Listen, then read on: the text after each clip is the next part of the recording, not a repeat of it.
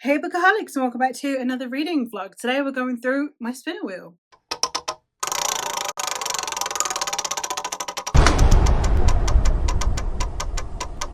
Now, we're not going to spin today, even though it's a spinner wheel vlog, because I'm rolling on over from last month where I picked out Ieldia and I'd already fulfilled Ieldia, and the January prompt is the same for everyone. So I couldn't pick a different one. So we're going to be doing that today. We're going to be doing it for February. And the prompt for February that I have gone with, which is 2C, which is to read a book from the bottom shelf. So we need to go down to the bottom shelf. I don't know if this tripod will go low enough to go down to the bottom shelf, but we're going to go see on my TBR shelf what we've got down there that I would fancy reading. So let's go do that. So not an ideal angle, but this is as low as I can get you. So what do I fancy reading? Now I have quite an intense vlog on the go at the moment because I'm also currently going through my friend takes over my TBR where Mare has taken over my TBR, and they're quite dense fantasies, which is great, but then I don't want to be reading Day of Fallen Night alongside that, if that makes sense. So my options are, do I fancy like a dark academia like Blood Over Brighthaven or Catherine House? Do I want something in a different genre like Harlem Shuffle or The Lincoln Highway or Ashes of London? Oh, I didn't actually see that on the end there. I might go with this one. This will be a nice easy one, which might suit me right now. This is The Rose Bargain by Sasha Payton Smith, and it's a romance and it's YA. So maybe this would be a good contrast to the other things that I've got on the go at the minute. I think I'm going to do that. So let's go talk about this one in a normal position. Yeah, we're going to go with this one. All right, so we have The Rose Bargain by Sasha Payton Smith. This is a fae story that is also loosely based on the Victorian era. We are in 1848 in England. In high society, the season has just begun, and because all of these girls are wanting to find a good match, they normally all make bargains with the fae queen Morian. However, Morian has announced that her son, Prince Bram, will be searching for a wife this year, which could solve all of our protagonist Ivy's problems. However, she sees that underneath all of these fae deals, there tend to be things that go terribly wrong. The whole there's no deal without a price thing that you get with the fae, right? So she works alongside Prince Bram's brother, Prince Emmett, only to see that the way that this contest for Bram's heart is going might actually tear the fabric of English society apart. I'm really looking forward to this one. I think it's a standalone as well. And yeah, fae stories, Victorian story, YA romance, so easy to get through. Sounds like an excellent start to the month, really. So same as last month, this is going to be like a month-long vlog where as and when I need a pick, I will do a spin and we'll see what comes up. And yeah, we've started with the Ieldia prompt. I really like that some of the prompts can roll over. So in the case of the Ieldia prompt, it meant that this could roll over, and it suited me so much better because otherwise I would have had to have factored that in with my other spins so that it could work for Ieldia, while it is one that I did genuinely need to complete. So thankfully it means that now I can cross my Ieldia prompt off, and I can also cross a spin off. So once I am maybe about halfway into this one, I will come check back in and let you know my thoughts and how I'm faring. But I am excited to get into this one. It does sound like it's right up my street. Hey vlog, I'm checking in because I am now halfway through The Rose Bargain, so I thought I would give you some thoughts. This so far is reading very light, easy YA. We've got a pseudo-Victorian society. This is an alternate history in which a fae queen appeared during the Battle of Barnet during the War of the Roses and helped Edward win the throne. It was interesting because we did for some reason have Henry VI on the battlefield at Barnet in 1471, which maybe my dates are wrong, but that does not sound right at all. Anyway, that's by the by. We have it where we're in the pseudo-Victorian society now, where the queen basically killed off Edward so that she could then be made queen, and she's going to be forever queen of England. We are following our debutante season. We are following the coming out of noble women, and it's quite a fascinating one because it really does show the way that women would be expected to completely modify themselves for men. So we have it enhanced here during this debutante season where these girls are expected to make bargains with the queen to enhance their marriage prospects. And of course it is your typical fae thing where the price is normally not worth paying. We're following our protagonist whose sister during her season, her bargain left her, disappeared for several months, and then when she reappeared, she had no memory of where she'd been or what had happened to her, and was left obviously debilitated by it as well. So then we are following our protagonist, whose family are now somewhat shamed, so there were a few prospects for her, meaning that she is also hesitant about making a bargain because she saw what happened to her sister. She talks to the queen and she tries to make her bargain to be undoing her sister's bargain, which is not possible. So she doesn't make a bargain. At this point, the queen is also proclaiming that her son and heir is going to want a wife. So all of these girls are then presented. There's 24 of them to begin with. It gets narrowed down to 6 to compete with each other for his hand. Whoever loses, whoever doesn't marry the prince, can't marry. So you have people that are entering under the guise of not wanting to marry. You have those that are wanting genuinely to marry the prince, those who simply didn't have a say in the matter, that their families forced them into this, etc. I am very interested in the way that this is brought about as well, that the levels of camaraderie versus not that we're getting from these women. I think that having this contest with these women and their different motivations has been really interesting as well. We get some intermittent perspective from some of the other girls, but we are mostly following Ivy. And yeah, so far we've had it where the prince's brother is going to help Ivy to win, and he has ulterior motives of his own. Is it anything particularly new? No. Is it groundbreaking? No. Is it predictable? Yes, very, very much so. The prince, the Fey prince, is portrayed as being this really lovely, sweet guy, and his mother, the queen, is evil, and I'm so sus about that. But yeah, his human stepbrother is, I believe, the actual main love interest. Don't quote me on that. Just a suspicion I'm getting so far. So yeah, I'm enjoying it. It's nothing new, but it's fun brain candy. Hey vlog, I am now finished with The Rose Bargain. So this is a very predictable book.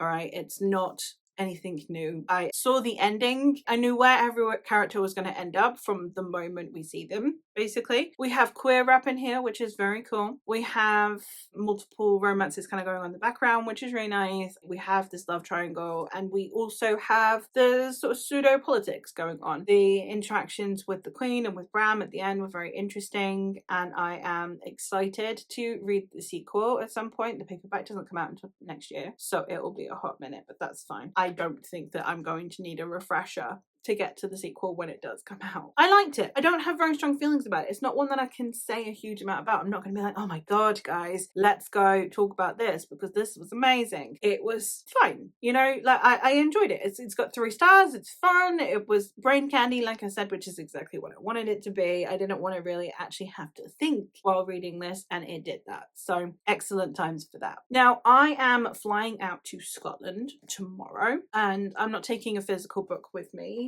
I'm hoping to buy one when I'm there, and I'm going to be doing a separate vlog, but I will need something to read on the plane. So I don't know if I just try and make sure that whatever comes up is a ebook that I can take with me for while I'm on the plane and at the airport. That sounds rather sensible. So I'm going to go do that. We'll see what I end up spinning and whether or not I actually get an ebook, or otherwise it'll just be something that I read once I come back. All right, let's go. Challenge. Ooh, genre bingo. All right, let's go get the genre bingo cards. All right, genre bingo cards. Let's go shuffle. Ooh, history.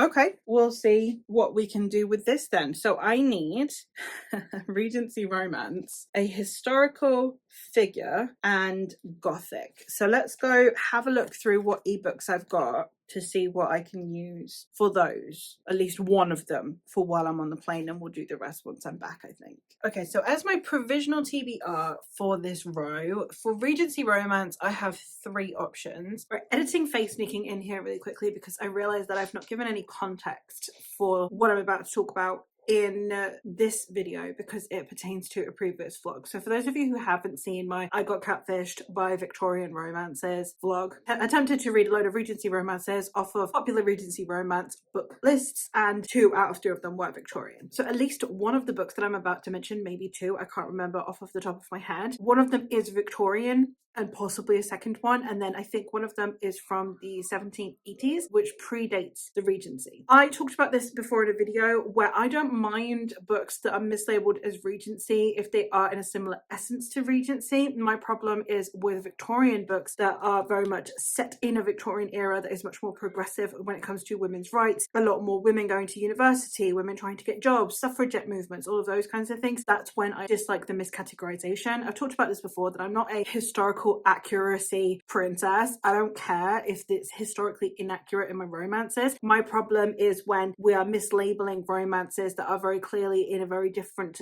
context on what they're prioritizing. So while one of these is a Victorian romance, and I know that I've complained before about mislabeling, I did explain in that vlog, and I've also got a rant coming at some point where I'm going to talk a little bit about when miscategorizing bothers me and when it doesn't, because it's about the representation of women and women's rights and what women could and couldn't achieve at that time. So video inbound for that, or it should maybe already be up. It depends on how quickly I can get to it. For those of you who are like, but Faye, this is a Victorian and you're always complaining about it, I do mention in my Catfished by Victorian Romances vlog that in this context I genuinely don't mind miscategorizing because it still fits the same essence. Anyway, back to the video, because I realized that I haven't talked about that in this video. I have 9 Rules to Break When Romancing a Rake by Sarah McLean. I have Desperate Duchess by Eloisa James, or I have It Happened One Autumn, I think is what it's called, the second Wallflowers book by Lisa Kleypas, the first of which I read last month and really enjoyed. So it'll be one of those.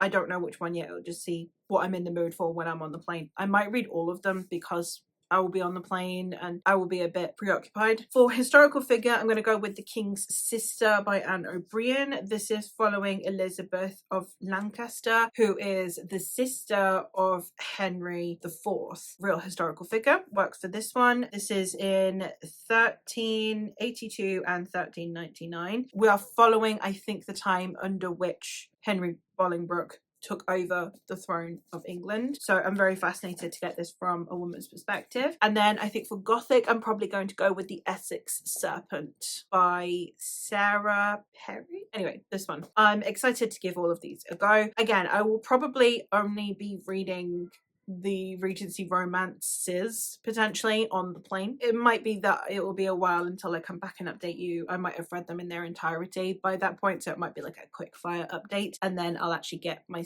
teeth sunk into this one when I return home, because again, I don't want to be taking any physical books with me because I'm only taking hand luggage and I'm gone for a week, so that, you know, I need it for clothes.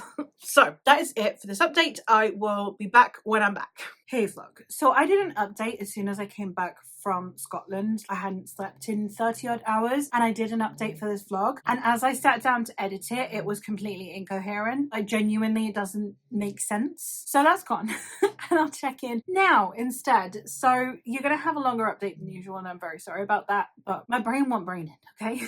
So first off, I did in fact finish, I read the entirety of It Happened One Autumn by Lisa Kleypas. I read this one as my Regency romance. It is Victorian. I have already said that Lisa Kleypas ones, I'm fine them being akin to Regency romance because the focus is very similar. It's very much get yourself a husband kind of vibes. I do have a video, I've just filmed it, you'll see that it's the same jumper. I've just filmed a video where I talk about the differences between Regency romance and Victorian romance and the times that it bothers me and the times that it doesn't. So that should be up before this vlog, and therefore I'll be able to link it if you want to know why I'm okay with Lisa Kleypas one being used as a Regency romance prompt, but why, for example, an Evie Dunmore one I wouldn't count as a Regency romance. And I like the Evie Dunmore ones. It's not a diss at those. I really enjoyed the first one. It's just why I wouldn't count it towards a Regency romance prompt, but I'm okay with Lisa Kleypas even though they're both Victorian. The video is up. You can go watch it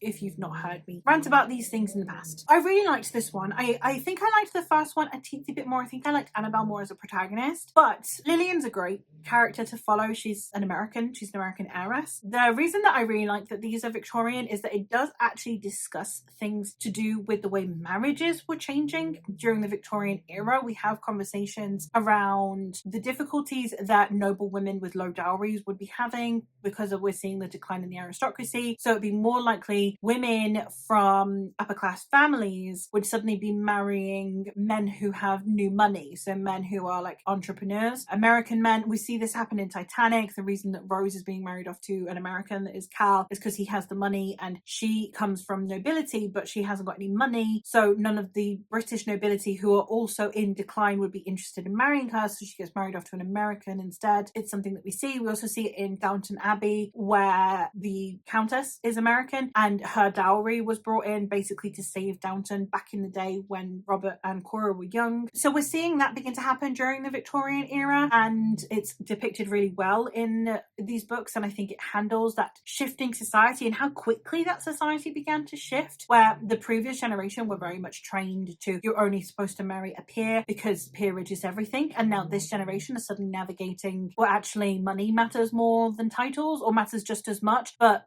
that the people with money want the people with the titles, and the people with the titles need the money. And that sudden dynamic shift, and the way that society took a hot minute to kind of keep up with that shift. And I think that's handled really well. I liked the kind of rivalry that we've got in here. The reason for their dislike of each other is odd, because you see it in the first book, but it doesn't really make a huge amount of sense, apart from that he thinks she's kind of mouthy. It got a little bit dramatic at the end, a little bit too dramatic at the end. And the thing is I'm fairly certain there's a character in this that is the love interest in the next one, and he's gonna have to have a hella redemption arc, I'm not gonna lie, but we'll see how it goes. I really enjoyed it. I had a great time with it, and I would recommend for fans of Tessa Dare. So Tessa Dare has a Wallflowers series where there's like 4 women and they're all wallflowers and they're all friends, and it's the same with this. So if you're a fan of the Wallflowers series, I think Bringing Down Duke is the first one in that series. What's it called? Is it the Girl Meets Duke series? They're all women who initially were unmarriageable. Anyway, if you like those, you'll like the Lisa Kleypas ones. The overlap is there. It's good. I have also started The King's Sister. I am 118 pages into this one, and this is following Elizabeth of Lancaster. Was the wife of John Holland, who was the Earl of Exeter. Is it Earl? Is he Duke? Let's have a look. Double check. The Duke of Exeter, and he is the half brother of Richard II. But she is also the sister of Henry Bolingbroke, who eventually becomes Henry IV after he deposes Richard II. John Holland also was part of eventually a uprising of earls against Henry IV and was executed. So she's going to lead a very interesting life. At the moment, we've just had it where she's interested in John. She is someone who historically was kind of deemed, she was slut shamed by historians, basically. Aren't we all as women? An interesting figure in history, because obviously she was married to a traitor. She was the sister to a king who deposed a previous king. Very tumultuous time period for someone who is caught whack bang in the middle of it. Not a huge amount about her is known, especially following the death of her husband and her marriage to her third husband. She was married 3 times. The first marriage was annulled under non-consummation because they were minors when they married, but she did have premarital sex because it is believed that she was pregnant when she got married to John Holland, as far as I'm aware. I don't know a huge amount more about her than that, so she's someone that I find really interesting. This is basically the early development of the War of the Roses, so this is following the inheritance wars almost that happened after the death of Edward III, and during this time period things start to get really tumultuous. They stabilize briefly under Henry V and then go completely tits up again with Henry VI, Henry V's son. We also are at the 100 Years' War, so we're going to see a lot going on here, and I'm excited to see how much of this we can see from Elizabeth's life and what angle Anna Brian presents, because she always does a really good job of presenting women as both being women of their time period. She's not trying to make them these modern day girl bosses, but at the same time she does a really good job of giving them a level of power and how that can help or hinder them depending on the way the cards fall. So I'm really excited to see more of this one and to continue. So far we're 1 down off the bingo board and we're on to the second one. So hopefully I should be able to finish this soon enough that I'll still be able to squeeze the Essex Serpent into February, hopefully, but we'll see. If not, it just rolls over a little bit into March. All right, vlog, I'm checking in because I have in fact finished The King's Sister, so I thought I would give you some thoughts. I really like this. I love Anna Brian. She's one of my favorite historical fiction authors when it comes to writing the perspective of women. As someone who has been quite heavily critical of Philippa Gregory, and not as a person, I think that, you know, she's a very not even a bad writer. I just don't agree with the way she presents history personally. I have had problems with that. I understand that she's mostly doing it for entertainment and she's popularized the genre. She's not someone I have any animosity towards. They're just books that really rub me the wrong way, you know? If you feel like me about Philippa Gregory and she rubs you the wrong way and you want your historical fiction to be a little bit less my personal opinion on this person in history and more just trying to present it in a narrative framework, I would recommend Anne O'Brien. She is fantastic in the way that she presents medieval history. She mostly centers on the early stages of the 100 Years' War as opposed to War of the Roses and Tudor, which is what Philippa Gregory does. So also, if you like Philippa Gregory, this would be a good precursor if you're wanting to know about the women that came before the War of the Roses. In this case, we're following Elizabeth of Lancaster. The thing is, my favorite Anne O'Brien book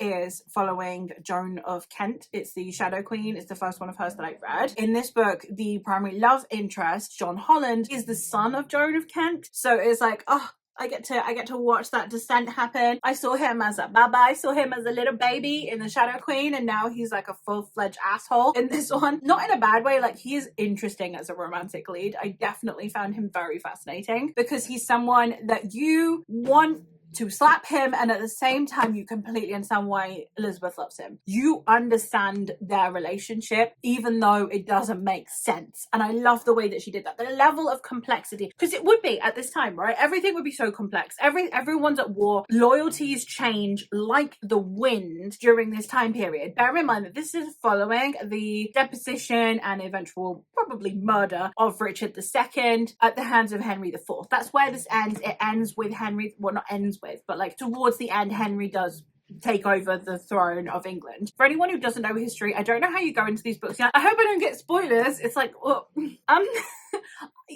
I know who's gonna die. I even know how they're gonna die, right? If you know history, you're reading these books and you know how they're gonna die and you know what's gonna happen and you're just wanting to watch it unfold. And that's the thing that I love about Anne O'Brien, is that knowing history doesn't make me angry, it makes me curious. It's like with some historical fiction, knowing history, then you're going through, well, that wouldn't have flipping happened, would it? You know? But with her, it's just like, oh no, oh dear, I know what's coming over and over again. And I love that. I really do. So this mostly focuses on Elizabeth's marriage to John Holland. We're not really following her marriage to John Cornwall. That happens later on in her life and later on in the book. We don't really follow a huge amount of her youth either. It is mostly the ages in which she is married to John Holland, because that's when we see most of her in history. It's what's most documented in history. I mean, we get to see John of Gaunt in an interesting light as well, because he's a very interesting character in history. The Duke of Lancaster, fascinating man. And I like seeing his daughter, so it's someone who loves him and admires him and looks up to him, instead of someone who is threatened by him or someone who's worried about his political machinations and maneuverings, like we have in other perspectives that focus on John of Gaunt. Having it where it's someone who loves him and someone who admires him was really cool, because that's the thing with history, especially this type of history, like medieval history, where it was very violent, very volatile, a lot of plays for the throne, a lot of survival of the fittest, not necessarily literally fittest, but like the strongest characters, those who everyone believed could rule or could lead. It's really fascinating, because you could get the same person from two different perspectives and they'll feel like completely different people, and yet they don't feel like a misrepresentation of history or of what is known of that person. And I think Anne O'Brien does such a good job with that, because even within this book, like with John Holland, you want to hit him and you want to hug him, like you understand why Elizabeth's in love with him, and at the same time you're like, girl. And I love that. And the same with Henry as well. Really fascinating seeing Henry Bolingbroke, so eventually King Henry IV, being presented in the way that he is presented in here as well. That is absolutely fascinating, because we're getting it from the perspective of his sister, but also of someone who, I suppose, I don't want to spoil history for anyone, but like someone who then put in a very difficult position because of who she is. I don't want to spoil stuff for people who don't know history, but just know that this is a fascinating book. I had a great time with it. So giving this 5 stars, this is my third 5-star for Anne O'Brien. I think I might be wrong. Fantastic time. Loved it. Would highly recommend. Again, if you're a historical fiction fan and you want women in historical fiction and you don't want Philippa Gregory, this one.